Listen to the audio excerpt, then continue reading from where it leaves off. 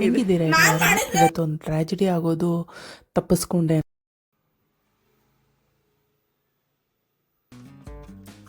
ಇದೆ ಹೆಸರು ಕಾಳು, ಇದೆಲ್ಲ ಬೆಳೆದಿದೆ ನೋಡ್ಬೋದು. ಇದೆಲ್ಲ ಇವಾಗ ಕಟ್ ಮಾಡ್ಕೊಳ್ಳೋಣ, ಇದು ಸಲಾಡ್ಗೆ ಹಾಕೋದಕ್ಕೆ ಅಂತ.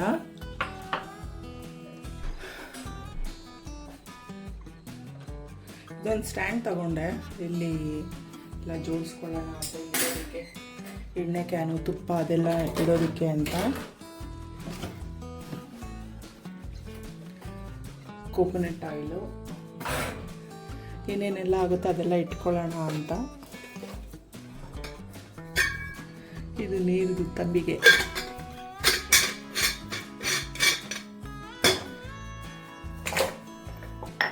ಇದು ಕಲ್ಲು,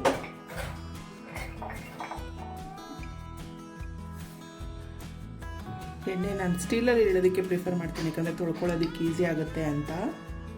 ಸೌಟ್ಗಳು ತುಂಬಾ ಹೆವಿಯಾಗಿರುತ್ತೆ, ಸೊ ನನಗೆ ಇಲ್ಲಿ ಒರೆಸ್ಕೊಳ್ಳೋಕ್ಕೆ ಅದಕ್ಕೆಲ್ಲನೂ ಈಸಿ ಆಗುತ್ತೆ ಅಂದ್ಬಿಟ್ಟು. ತುಪ್ಪ ಖಾಲಿ ಹೋಗಿದೆ, 1 ಲೀಟರ್ ನಂದಿನಿ ತುಪ್ಪ. ಮೊಳಕೆ ಬಂದಾದಮೇಲೆ ಒಂದು ಸ್ವಲ್ಪ ನೀರು ಸ್ಪ್ರೇ ಮಾಡ್ತಾ ಇದ್ದರೆ ಬರುತ್ತೆ ಇದು. ಆ್ಯಕ್ಚುಲಿ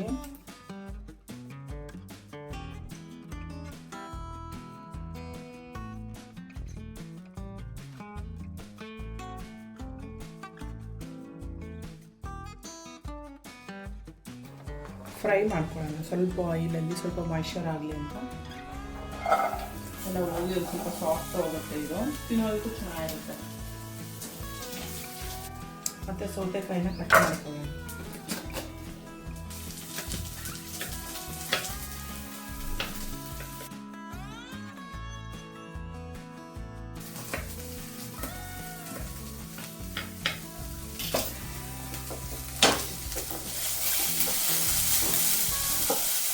ನಾನಿಲ್ಲಿ ಬ್ರೇಕ್ಫಾಸ್ಟ್ ರೆಡಿ ಮಾಡ್ಕೊಳ್ತಾ ಇದ್ದೀನಿ. ಬ್ರೇಕ್ಫಾಸ್ಟ್ ಜೊತೆಗೆ ಒಂದು ಸ್ವಲ್ಪ ಸಲಾಡು ಮಾಡ್ಕೊಳ್ಳೋಣ ಅಂತ ಸ್ವೀಟ್ ಕಾರ್ನ್ ಸಲಾಡ್ ಮಾಡ್ಕೊಳ್ತಾ ಇದ್ದೀನಿ.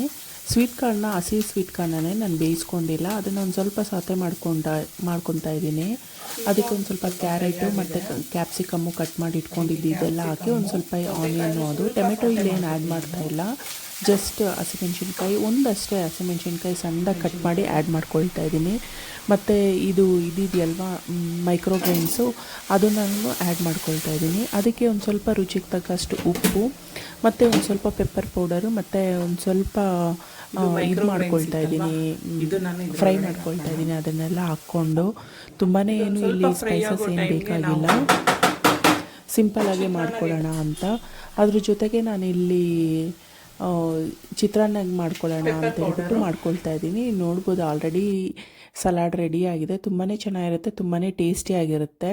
ನಾನಿಲ್ಲಿ ಚಿತ್ರಾನ್ನಾಗಿ ಈರುಳ್ಳಿ, ಟೊಮೆಟೊ, ಹಸಿಮೆಣ್ಸಿನ್ಕಾಯಿ ಎಲ್ಲ ಕಟ್ ಮಾಡ್ಕೊಳ್ತಾ ಇದ್ದೀನಿ. ಒಗ್ಗರಣೆಗೆ ನಾರ್ಮಲಾಗಿ ಉದ್ದಿನಬೇಳೆ ಮತ್ತು ಕಡಲೆಕಾಯಿ ಬೀಜ, ಸಾಸಿವೆ ಹಾಕಿ ಫ್ರೈ ಆದಮೇಲೆ ಒಂದು ಸ್ವಲ್ಪ ಹಸಿಮೆಣ್ಸಿನ್ಕಾಯಿ ಮತ್ತು ಈರುಳ್ಳಿ ಹಾಕ್ತಾ ಇದ್ದಂಗೆ ಸ್ವಲ್ಪ ಅದು ಸ್ವಲ್ಪ ವೆಯ್ಟ್ ಇದೆ ನಂದು. ಇನ್ನೊಂದು ಸ್ವಲ್ಪತ್ತಿಗೆ ಎಲ್ಲ ಮುಖದ ಮೇಲೆಲ್ಲ ಸಿಡಿತಾ ಇತ್ತು, ಬಾಣಲಿಯಲ್ಲಿರೋ ಎಣ್ಣೆ ಎಲ್ಲನೂ ಒಂದು ದೊಡ್ಡ ಗಂಡಾಂತರ ತಪ್ತೋನೆ ಅಂತ ಅನ್ಕೋಬೋದು. ಬಿಸಿ ಬಿಸಿ ಎಣ್ಣೆ ಕೈ ಮೇಲಾಗಲಿ ಮುಖದ ಮೇಲೆ ಬಿದ್ದಿದ್ದರೆ ತುಂಬಾ ಇದಾಗ್ತಾಯಿತ್ತು, ಫುಲ್ ಎಲ್ಲ ಸ್ಟವ್ ಎಲ್ಲ ಹರಡ್ಕೊಳ್ತು.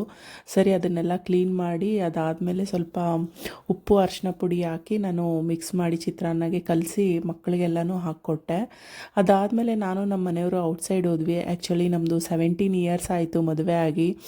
ಸರಿ, ಏನು ಒಡವೆ ಏನು ತೊಗೊಳಕ್ಕಾಗ್ತಾ ಇಲ್ಲ ಅಂತ ನಮ್ಮ ಮನೆಯವರು, ಸರಿ ಬಾ ನಿನಗೆ ಅಟ್ಲೀಸ್ಟ್ ಪಾತ್ರೆ ಆದರೂ ಕೊಡಿಸ್ತೀನಿ ಅಂತ. ಒಡವೆ ತೊಗೊಳಕ್ಕಾಗ್ತಾ ಇಲ್ಲ ಅಂದ ಸೆನ್ಸಿಂದ ಲಾಸ್ಟ್ ಇಯರೇ ನಾನೊಂದು ನೆಕ್ಲೆಸ್ ತೊಗೊಂಡಿದ್ದೆ. ಸರಿ ಈ ಸರಿ ಏನು ಬೇಕು ಅಂತ ಕೇಳಿದ್ರು. ಸರಿ, ಮನೆಗೆ ಒಂದು ಸ್ವಲ್ಪ ಪಾತ್ರೆ ಸಾಮಾನು ಬೇಕು ಅಂತ ಹೇಳಿದವಾಗ ನನಗೆ ಇದು ಕಾಸ್ಟ್ ಐರನ್ನು ಮತ್ತು ಈ ಥರ ಮರಿಗೆ ಅಂತಾರಲ್ಲ ಆ ಥರದ್ದು ಅದೆಲ್ಲನೂ ತುಂಬಾ ಹೆಲ್ತಿ ಅಲ್ವಾ, ಈ ಥರದ್ರಲ್ಲಿ ಮಾಡಿದ್ರೆ ಅಲ್ಯೂಮಿನಿಯಮ್ಗಿಂತ ಅಂತೇಳ್ಬಿಟ್ಟು ಸರಿ ಬಾ ಅದನ್ನೇ ತಗೊಳ್ಳಿವಂತೆ ಅಂತೇಳಿ. ಇದು ಏನು ಒಡವೆಗಿಂತ ಕಾಸ್ಟ್ಲಿ ಏನೂ ಕಮ್ಮಿ ಏನಿಲ್ಲ, ಇದೂ ತುಂಬಾ ಕಾಸ್ಟ್ಲಿ ಇದೆ. ಇದು ಹಿತ್ತಾಳೆದೆಲ್ಲನೂ 6,000 7,000 10,000 15,000 ಆ ಥರ ಇತ್ತು.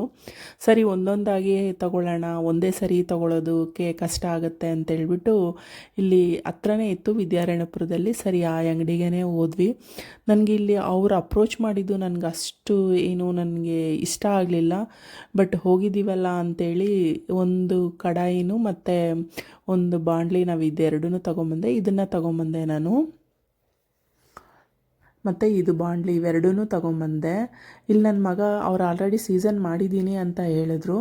ಸರಿ ನಾನು ಹೇಳಿದೆ ನನ್ನ ಮಗಗೆ. ಬಟ್ ಇವನು ಸುಶಾಂತ್ ಅಮ್ಮ ನಾನು ಮಾಡಿಕೊಡ್ತೀನಿ ಸುಮ್ಮನೆ ಇರಿ ಅಂತೇಳ್ಬಿಟ್ಟು ಅದೇನೋ ಮಾಡ್ತೀನಿ ಅಂತ ಸೀಸನಿಂಗ್ ಮಾಡ್ತೀನಿ ಅಂತ ಬಾಣಲಿಯಲ್ಲಿ ಅವನೇ ಒಂದು ದೊಡ್ಡ ಪ್ರೋಸೆಸ್ಸು ಪಾಪ. ಅದನ್ನೇ ಸೀಸನಿಂಗ್ ಮಾಡಿ ಮತ್ತು ಎಣ್ಣೆ ಹಾಕಿ ಮತ್ತು ಅದನ್ನು ಅಂದರೆ ಸ್ವಲ್ಪ ಕಮ್ಮಿ ಆದಮೇಲೆ ವಾಶ್ ಮಾಡಿ ಮತ್ತೆ ಸೀಸನಿಂಗ್ ಮಾಡಿ ಮತ್ತೆ ಇದು ಮಾಡಿ ಮತ್ತೆ ನಂಗೆ ತೊಗೊಂಬಂದು ತೋರಿಸ್ತಾ ಇದ್ದ. ನೋಡಿ ಅವ್ರು ಸೀಸನಿಂಗ್ ಮಾಡಿದಿದ್ರೆ ಈ ಥರ ಕೆಳಗಡೆ ಹಿಂಗೆ ರೆಡ್ ಆಗ್ತಾ ಇದ್ದಿಲ್ಲ, ನಾನು ಮಾಡಿದ್ದೀನಿ. ಅದಾದಮೇಲೆ ಕುಕ್ಕರಲ್ಲಿ ಸ್ವಲ್ಪ ಬೇಯಿಸಿಟ್ಟಿದ್ದೆ ನಾನು ಬೇಳೆ ಮತ್ತು ಟೊಮೆಟೊನ ಮುಲ್ಲಂಗಿಗೆ ಬೇಯಿಸ್ಕೊಳ್ಳೋಣ ಅಂಥೇಳಿ. ಅದನ್ನು ಮುಲ್ಲಂಗಿ ಸಾರು ಮಾಡೋಣ ಅಂಥೇಳಿ ಮುಲ್ಲಂಗಿ ಸಾರು ಬೇಯಿಸಿಟ್ಕೊಂಡಿದ್ದೆ. ಹುಣಸೆಹಣ್ಣು ನೆನೆಸಿಟ್ಕೊಂಡಿದ್ದೆ. ಅದಕ್ಕೊಂದು ಸ್ವಲ್ಪ ಸಾಂಬಾರು ಪುಡಿನೂ ಹುಣಸೆಹಣ್ಣು ಹಾಕಿ ಕುದಿಯೋದಕ್ಕಿಟ್ಟೆ. ಇಲ್ಲಿ ನಾನು ಸ್ವಲ್ಪ ಬೋಂಡ ಥರ ಏನಾದರೂ ಮಾಡ್ಕೊಳ್ಳೋಣ ಅಂತ ಸ್ಪ್ರಿಂಗ್ ಆನಿಯನ್ನು ಒಂದು ಸ್ವಲ್ಪ ಅಕ್ಕಿ ಹಿಟ್ಟು ಮತ್ತು ಒಂದು ಸ್ವಲ್ಪ ಉಪ್ಪು ಮತ್ತು ಓಮು ಮತ್ತು ಹಸಿಮೆಣ್ಸಿನ್ಕಾಯಿ ಇದಿಷ್ಟನ್ನು ಹಾಕಿ ಬೋಂಡ ಮಾಡ್ಕೊಳ್ಳೋಣ, ಚೆನ್ನಾಗಿರುತ್ತೆ ಅಂತೇಳ್ಬಿಟ್ಟು ಮಕ್ಕಳಿಗೆಲ್ಲನೂ ಇವಾಗ ಸಮ್ಮರ್ ಅಲ್ವಾ, ಅವ್ರಿಗೇನಾದರೂ ಒಂದು ಹಂಚ್ಕೊಳ್ಳೋಕೆ ಇರಲೇಬೇಕು. ಬಿಸಿ ಬಿಸಿಯಾಗಿ ಅನ್ನದ ಜೊತೆ ಚೆನ್ನಾಗಿರುತ್ತೆ. ಮುಲ್ಲಂಗಿ ಸಾರು ಅಂದರೆ ಒಂದು ಸ್ವಲ್ಪ ಸಪ್ಪೆ ಸಪ್ಪೆನೇ ಅಲ್ವಾ ಅಂತೇಳಿ ಬೋಂಡನೂ ಮತ್ತು ಇದು ಊಟ ಮಾಡಿದ್ವಿ.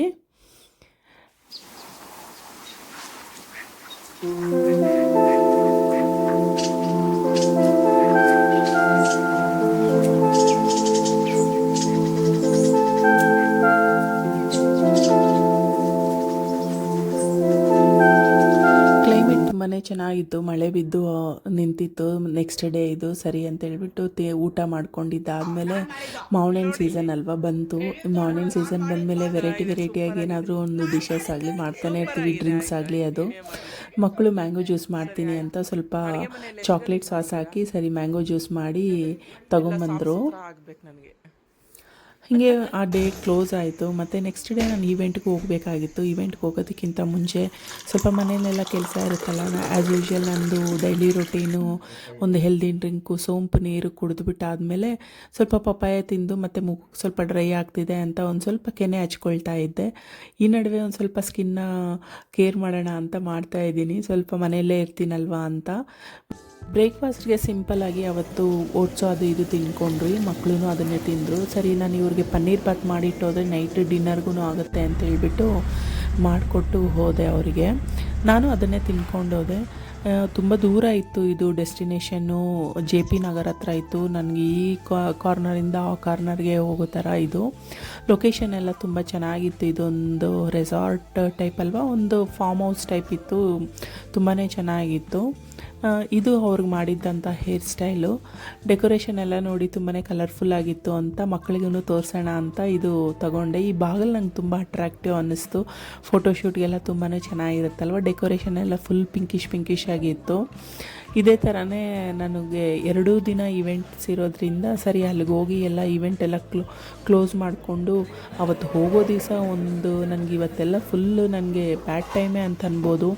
ಇನ್ನೇನು ರೆಡಿಯಾಗಿ ಊಬರ್ನ ರ್ಯಾಪಿಡೋ ಬುಕ್ ಮಾಡಿದ್ದೀನಿ. ಇನ್ನೇನು ಅವ್ರು ಬಂದು ಕೆಳಗಡೆ ನಿಂತಿದ್ದು ಅಷ್ಟೊತ್ತಿಗೆ ನನ್ನ ಕಾಲಿಗೆ ಹೇಟ್ ಆಯಿತು. ಫುಲ್ ಗಾಜ್ ಪೀಸ್ ಹೋಗಿ ಫುಲ್ ಡೀಪಾಗಿ ಹೋಗ್ಬಿಟ್ಟು ಮತ್ತು ಅದನ್ನು ಹೆಂಗೋ ರೆಡಿ ಮಾಡಿಕೊಂಡು ಹೋಗಿ ಬೆಳಗ್ಗೆ ಒಂದು 2 ಗಂಟೆಗೆ ಹೋಗಬೇಕಾಗಿತ್ತು.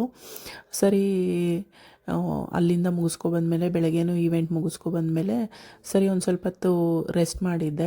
ಸರಿ ಈವ್ನಿಂಗ್ ಇವ್ರಿಗೆ ಸ್ನ್ಯಾಕ್ ಏನಾದರೂ ಮಾಡೋಣ ಅಂತ ಆಲೂಗಡ್ಡೆ ಬೇಯಿಸ್ಕೊಂಡು ಸ್ವೀಟ್ ಕಾರ್ನು ಮತ್ತು ಸ್ವಲ್ಪ ವೆಜಿಟೇಬಲ್ಸ್ ಎಲ್ಲ ಹಾಕಿ ಈ ಥರ ಕಟ್ಲೆಟ್ ಥರ ಮಾಡ್ಕೊಳ್ಳೋಣ. ಇದಕ್ಕೆ ನಾನು ಒಂದು ಸ್ವಲ್ಪ ಖಾರದ ಪುಡಿ, ಧನಿಯಾ ಪುಡಿ, ಒಂದು ಸ್ವಲ್ಪ ವೆಜಿಟೇಬಲ್ ಮಸಾಲ, ಒಂದು ಸ್ವಲ್ಪ ಪೆಪ್ಪರ್ ಪೌಡರ್ ಹಾಕು ಚೆನ್ನಾಗಿ ಮಿಕ್ಸ್ ಮಾಡಿಕೊಂಡು ಈ ಥರ ಉಂಡೆ ಥರ ಮಾಡಿ ಎಣ್ಣೆಯಲ್ಲಿ ಡೀಪ್ ಫ್ರೈ ಮಾಡಿದೆ.